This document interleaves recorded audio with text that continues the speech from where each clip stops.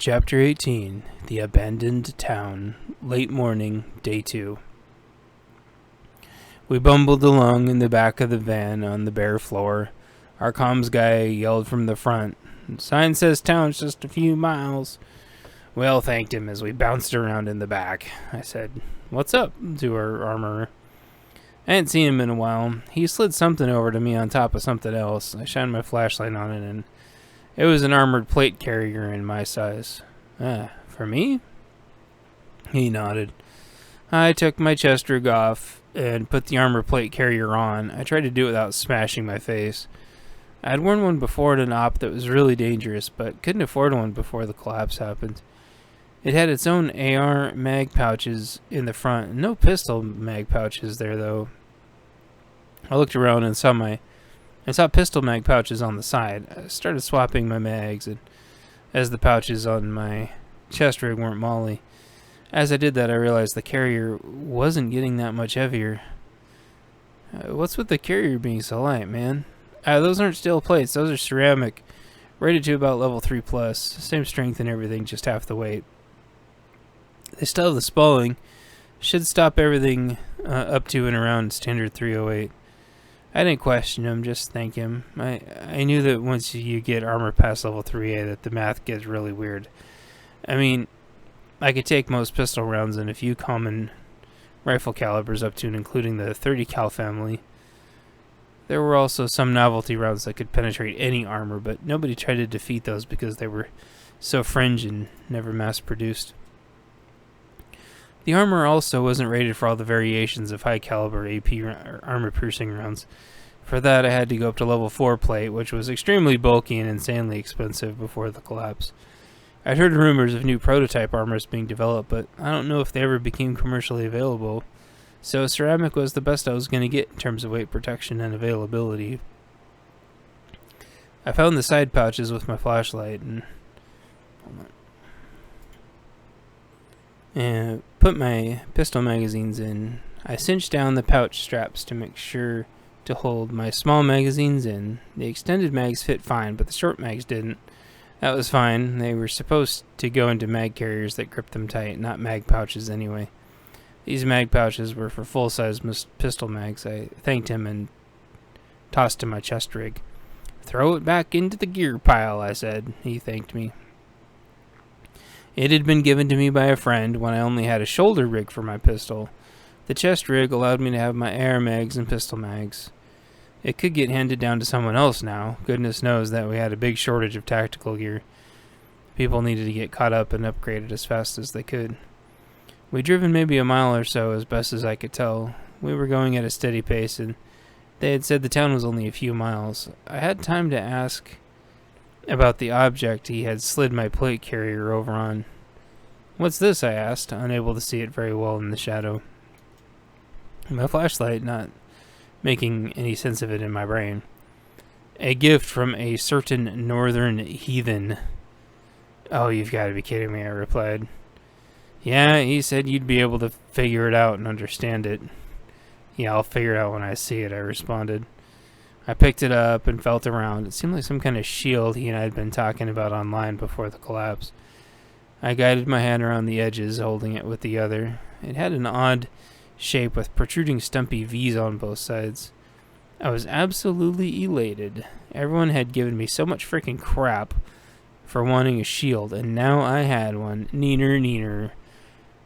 They would see how important a shield could be. I thumped on my new shield, and it seemed solid. I couldn't wait to get it outside where I could see it and play with it. Our armorer spoke up.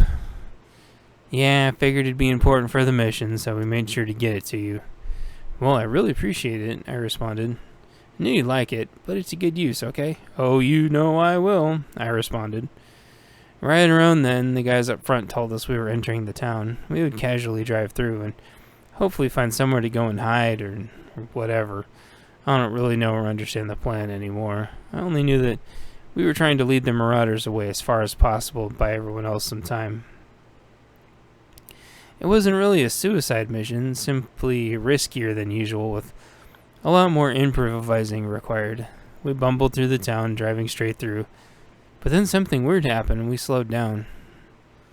"Someone's flagging us down," I heard from up front. Right away this made me incredibly nervous and bad vibes washed up through my stomach. We should stop and talk to them because there could be an ambush up ahead if we don't comply." We stopped and our XO talked to the guy at the checkpoint for a minute. I felt the van make a turn slowly. Change of plans. According to that guy, we were the late group here to bid on some goods apparently. Play along, we'll think of something. I looked at our armorer and tank and they both shrugged. We turned another corner and I heard a gate opening. Nobody said anything, so I didn't say anything. Our guys in the front got out and talked a bit more, and they came and got us. I was very confused. Was this part of the plan? I didn't think so. It was too weird. The light stung my eyes a bit, but I got my bearings as fast as I could. I remembered at the last moment and grabbed my shield. It looked like we were in an old public storage facility. It had been abandoned and then thoroughly looted for some time, it appeared. We parked our van next to everyone else's. There were 5 vans in total, as well as a quad. I assumed the quad belonged to the coordinator. We didn't bother offering to disarm. We noticed that we weren't asked to. We were escorted a ways by the coordinator to a series of storage units that were facing each other. There were 4 storage units on our side and 4 storage units on the opposite side of ours facing us. We were in the leftmost storage unit of our side. We couldn't see the other 3 groups on our side, but we could see the 4 on the other side. It was weird, though. The leftmost storage unit was closed. It seemed odd to me, but I said nothing. I looked at the leftmost, the first storage unit if you were counting clockwise, closely. It wasn't latched or bolted. It was simply lowered so that we couldn't see in. If it didn't concern anyone else, I wasn't going to act concerned either. This wasn't the time or place to stick out. Someone might know we weren't who they thought. There was a stack of crates already in our storage unit. I didn't look because nobody else did. I looked in the 3 other units that I could see, and they all had similar stacks, but different crates and boxes. Everyone was absolutely armed to the teeth. Grass was starting to take over the yard between us, and we were maybe 15 to 20 feet away from the storage unit across from us. All the groups looked worse for wear, like they'd been fighting wars for weeks. They looked determined, though, solid, like this was a normal thing. Each group looked like they belonged to some different faction or subdivision, trading at gunpoint because there was no other way that was safe. One of the other groups, unit number 3, started to slowly eyeball us. They looked like some sort of semi-functioning hill family. I had a feeling we were made, yet they didn't say anything. Instead of making me less nervous, that made me more nervous. In my peripheral, it seemed like even their youngest looked like a psychopathic murderer. He was maybe around 15 years old, but it was hard to tell. I shuddered, hopefully not obviously. My mind was starting to play tricks on me because none of this was making sense. My paranoia was starting to play mind games on me. That's it. I heard some light sobbing coming from next to me. It sounded like maybe some women or girls. I wasn't sure. Seems like they had some slaves to trade. This made me very upset, but I pushed it out of my mind. We were outnumbered by multiple heavily armed groups under very confusing circumstances. I'd heard of slavery, but I had chalked it up to wild rumors. We weren't that far into the collapse after all, but it didn't take long for people to turn into sick animals.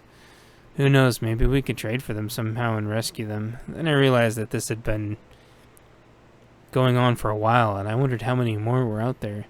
It would be next to impossible to make any substantial difference if all these groups were apparently okay with it. My mind was wandering as usual as I fought to keep my game face on. Just then I saw a tiny head poke around the corner of our cube. A little girl looked up at me, her upset face very dirty. She looked at me with fear in her eyes. I tilted my head towards the sudden motion and smiled at her without even thinking. She was stunned, then tried to smile back and then got dragged back into her cube. There was a whack, and the sobbing resumed. I saw everyone's hands tighten around their grips in my group. All of them had kids. Several of them had daughters.